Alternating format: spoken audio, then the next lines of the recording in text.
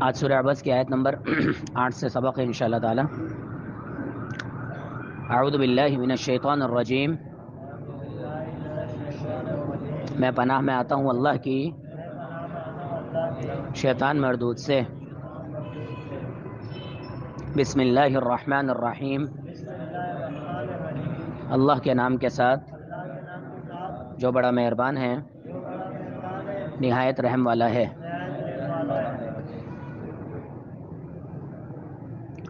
وہیں سے بات شروع ہو رہی ہے، ٹھیک ہے نا۔ ہم ایک آیت پیچھے سے پڑھتے ہیں، وما علیک، حالانکہ نہیں ہے آپ پر ذمہ داری، اللہ یہ کہ نہیں یہ زکا وہ پاک ہو جائے، وَأَمَّا اور رہی اس شخص کی بات، من وہ شخص جو جاءک آیا آپ کے پاس، یسعی کوشش کرتا ہوا، ٹھیک ہے، سعی کہتے ہیں کوشش کرنے کو۔ پیچھے اس شخص کی بات ہو رہی تھی جو کافر تھا کہ اس کو پاک کرنا آپ کی ذمہ داری نہیں ہے، تو اللہ تبارک و تعالیٰ دوبارہ اس شخص کی بات کر رہے کہ جو دین کی کوشش کرتا ہوا آپ کے پاس آیا ہے، ٹھیک ہے نا۔ وَهُوَ يَخْشَى اور وہ یخشا ڈرتا ہے، وہ ڈرتا ہے کس چیز سے؟ کہ مجھ سے کوئی گناہ نہ ہو جائے، میں کوئی عمل غلط نہ کر لوں۔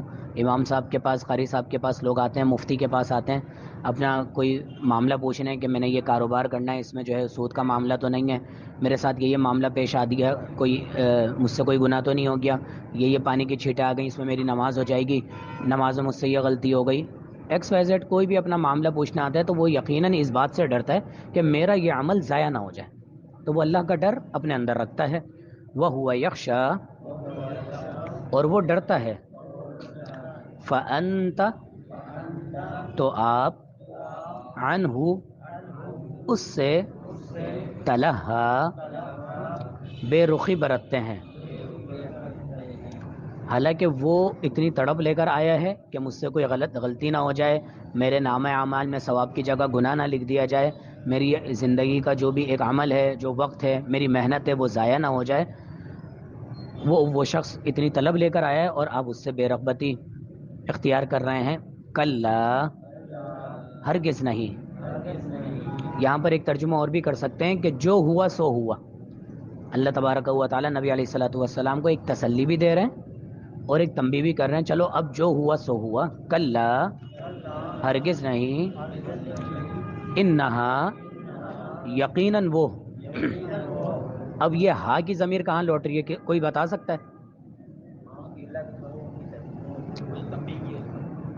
قرآن کی طرف لوٹ رہی ہے، تذکرہ کی طرف لوٹ رہی ہے، ذکرہ، ٹھیک ہے نہیں، آگے بھی ذکر آ رہا ہے، آگے بھی آ رہا ہے، یعنی کہ یہ قرآن جو ہے نا، تذکرہ ایک نصیحت ہے، تذکرۃن، ٹھیک ہے نا، ایک نصیحت، ٹھیک ہے جناب۔ فمن شاء تو جو کوئی چاہے، دیکھیں یہ تین ورڈ ہیں، فا تو، من جو شخص، شاء چاہے، ذکر نصیحت حاصل کرے، ہو اس سے، ٹھیک ہے جی، یہ ہو بھی قرآن کی طرف لوٹ رہی ہے، ٹھیک ہے جی۔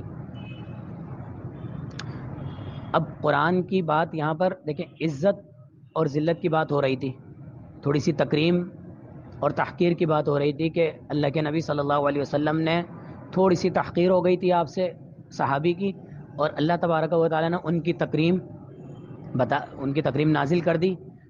اب جس چیز سے انسان نصیحت حاصل کرتا ہے، اصل جو مادہ ہے انسان کی زندگی میں اچھائی اور برائی کا یا نصیحت حاصل کرنے کا، وہ کیا ہے؟ وہ قرآن ہے۔ تو بتایا جا رہا ہے کہ قرآن کتنی تکریم والی چیز ہے، یعنی کہ قرآن کو جو لوگ حاصل کرتے ہیں وہ خود قرآن کی وجہ سے عزت دار بن جاتے ہیں۔ اللہ تبارک و تعالیٰ قرآن کی وجہ سے لوگوں کو بہت بلند مقام دیتا ہے، صرف آپ قرآن کی تعلیم حاصل کریں، اس کی وجہ سے اللہ تبارک و تعالیٰ ایسے دوستوں میں، رشتہ داروں میں، لوگ الگ ہی حافظ صاحب آئے ہیں، جی ماشاءاللہ قرآن پڑھتے ہیں، یہ ماشاءاللہ نماز پڑھاتے ہیں، یا ویسے ہی آپ کہیں پر بتا دیں میں قرآن کا ترجمہ پڑھنے جاتا ہوں، میں قرآن پڑھتا ہوں، لوگ آپ کی عزت کریں گے، چاہے وہ خود شخص نماز نہ پڑھتا ہوگا لیکن قرآن کی وجہ سے. تو یہ قرآن کی عزت ویسی لوگوں کے دل میں ہے اور اس کی وجہ سے لوگوں کی بھی عزت ہوتی ہے. اب قرآن کی عزت آگے بیان ہو رہی ہے. فی صحف،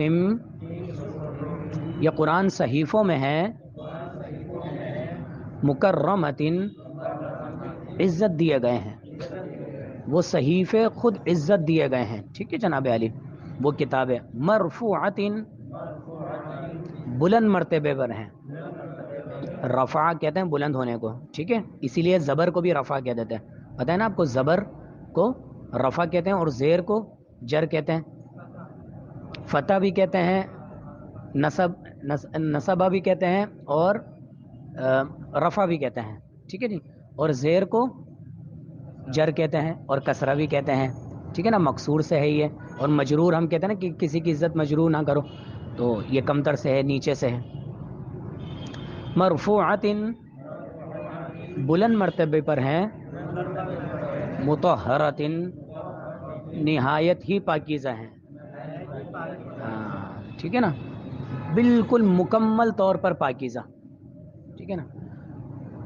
وضو کے بعد کی ایک دعا ہے جو ہم پڑھتے ہیں، اشہدو ان لا الہ الا اللہ واشہدو ان محمدا عبدہ ورسولہ، اللہم اجعلنی من التوابین واجعلنی من المتطہرین.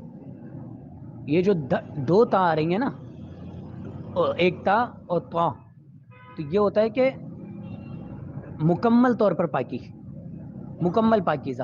ٹھیک ہے نہیں. بِأَيْدِي سَفَرَ، ہاتھوں میں ہیں، سفرتن، لکھنے والوں کے. اب وہ لکھنے والے کون ہیں؟ کرام، معزز ہیں. ٹھیک ہے نا، عزت والے ہیں، یہ بھی اکرام سے ہے. بررتن، اور نیکوکار ہیں. ابھی ہم نے ابرار پڑھا تھا وہاں پر سورۃ المطففین میں، سورۃ الانفطار میں، نیک لوگوں کو کہتے ہیں. بر اصل میں نیکی کہتے ہیں. لن تنالوا البر حتى تنفقوا مما تحبون، تم ہرگز نیکی کے مقام کو پہنچ ہی نہیں سکتے جب تک کہ تم اپنی پسندیدہ چیز کو اللہ کی راہ میں خرچ نہ کر دو. وتعاونوا علی البر والتقوى، کہ نیکی کے کام میں ایک دوسرے کی مدد کرو.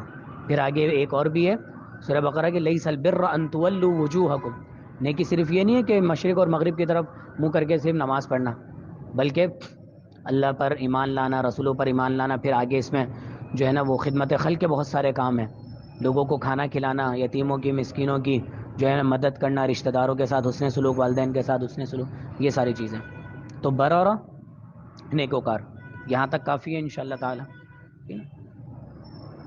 ان تمام چیز کا خلاصہ ہم 2 منٹ میں سن لیتے ہیں، اور وہ خلاصہ یہ ہے کہ جیسے کل بات ہوئی تھی ہماری کہ مسلمان اگر آ رہا ہے آپ کے پاس کوئی مسئلہ پوچھنے، تو وہ زیادہ حقدار ہے اس چیز کا کہ اس کی طرف توجہ دی جائے.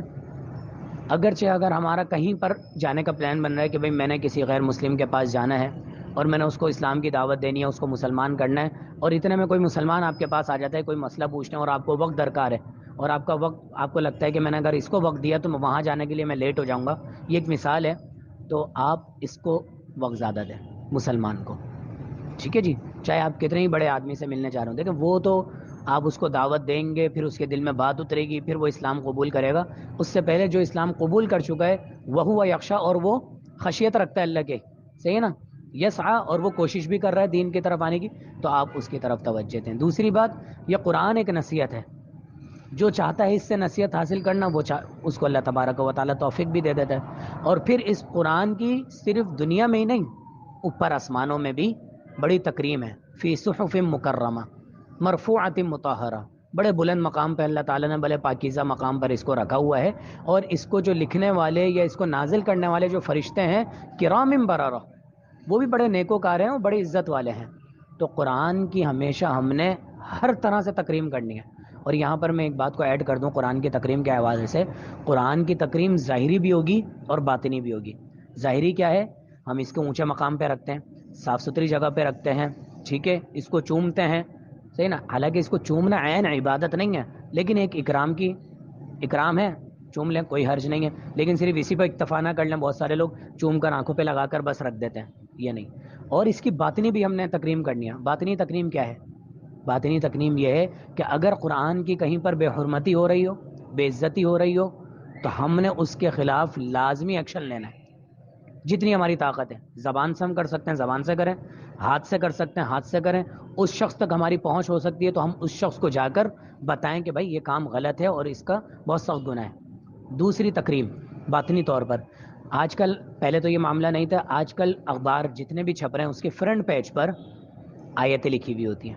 ایسے ہی ہوتا ہے نا، آیتیں لکھی ہوئی ہوتی ہیں. تو ہم اکثر اگر کہیں پر بھی دیکھیں کہ اخبار روڈ پہ پڑا ہوا ہے، آج کل سامانوں میں استعمال ہو جاتا ہے، 2 دن پرانا ہوا اخبار سامان، تو اس میں ہم دیکھتے ہیں کہ قرآن کی آیت اور نبی صلی اللہ علیہ وسلم کی جو حدیث ہے، آپ کا جو نام ہے وہ نیچے پڑا ہوتا ہے. تو اب ہمارا یہ کام بڑھ گیا کہ ہم نے کہیں پر بھی دیکھنا قرآن اخبار ہے تو اخبار کو اٹھائیں. کوئی بھی آپ کو صفحہ مل جائے، بچوں کی کاپیاں ہوتی ہیں اسلامیت کی، وہ نیچے پڑی ہوئی ہوتی ہیں، لوگوں کو پتہ نہیں ہوتا، بس ایسے ہی ہے کسی بچے نے پھینک دی. تو آپ ان کبھی بھی آپ کو کہیں پر کوئی لکھی ہوئی پیپر ملے تو اس کو اٹھا کر لازمی پڑھیں. اگر اس میں اللہ کا نام ہے، قرآن کی کوئی آیت لکھی ہے، نبی صلی اللہ علیہ وسلم کی کوئی حدیث لکھی ہے، تو اس کو اٹھا کر ایک اونچی جگہ پر رکھ دیں، یا پھر اس کو اپنی جیب میں رکھ لیں. اور جو اوراق، بوسیدہ اوراق جہاں پر مساجد میں جگہ ہوتی ہے، یہ کام میرے اور آپ پر ذمہ داری ہے یہ باقاعدہ. اگر مسلمان نہیں کریں گے تو کون کرے گا پھر یہ کام؟ تو ہمارا یہ کام بڑھ گیا، تو اس چیز کی طرف خاص توجہ دینی ہے. کیونکہ نعوذ باللہ گٹر میں سے، نالیوں میں سے قرآن کے اوراق ملے، لوگوں نے سمندر میں یا پتہ نہیں کہیں پر نالے میں بہا دیے، سوچا سمندر میں چلے آئے گا، وہ گٹر میں آ گئے، الیاذ باللہ. تو ایسے سین ہوئے. کچرے کی ڈھیری میں سے قرآن کے صفحات ملے، لوگوں نے سمجھا کہ جو ہے نا یہ بس کہیں پر رکھ دیا اور کسی نے اٹھا کے کچرے والے نے کچرے کی ڈھیری میں. تو یہ اگر ہم لوگ توجہ نہیں دیں گے تو یہ قرآن کی تکریم ہم سب پر فرض ہے، اس چیز پر خاص توجہ دیں. سبحانک اللہم بحمدک اشہد ان لا الہ الا انت استغفرک واتوب الیک.